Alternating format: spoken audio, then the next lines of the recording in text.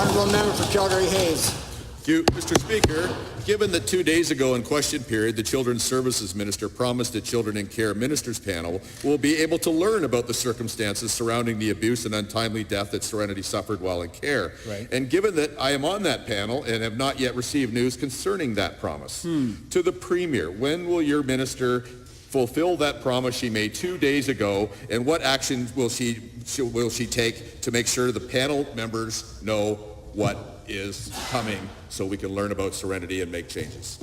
What's the answer, Premier? The Honourable Minister of Children's Services.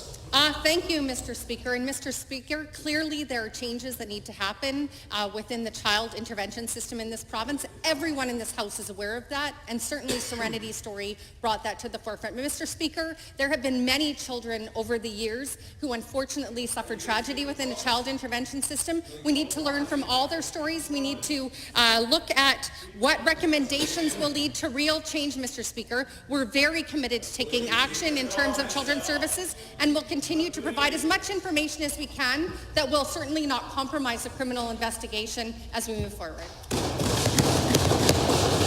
First supplemental. Promise broken so far.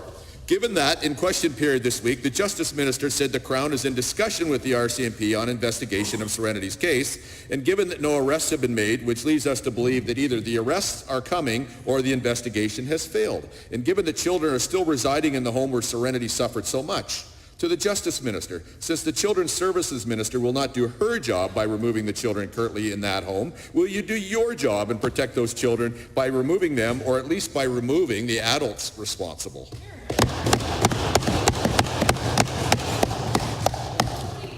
Thank you, Mr. Speaker. Please do and your Mr. job. Speaker, the protection and the belief in the support and protection of children in this province is not a partisan issue. And Mr. Speaker, this is a long and complex situation that started before 2014 and obviously covered the leadership of a number of individuals within this House. Mr. Speaker, we both made choices in terms of the well-being of children, and we both are committed to the well-being and safety of children in this province. I stand behind the decisions to protect these children and to keep them safe, and will continue to monitor and ensure the safety of all children in this province. Second supplemental. The minister said nonpartisan and immediately laid blame. Mr. Speaker, given that on May 11th in question period, the Children's Services Minister confirmed a criminal investigation is ongoing, which would give reasonable persons cause to believe the perpetrators of Serenity's terrible abuse and death would create living conditions unfit for children to endure, and given that charges have not been laid more than 2 years after Serenity's death. To the Premier, will you promise a public inquiry to get to the bottom? You didn't answer the question the first time. Will you call the public inquiry? Please answer the question. The Honourable Minister of Justice. Thank you very much, Mr. Speaker. And of course, this situation has been challenging for the family, for Albertans in general, for all members of this House. Mr. Speaker, I know that tragedies like this promote strong reactions, Mr. Speaker, but we absolutely need to let the criminal process play itself out before we make any more decisions, Mr. Speaker.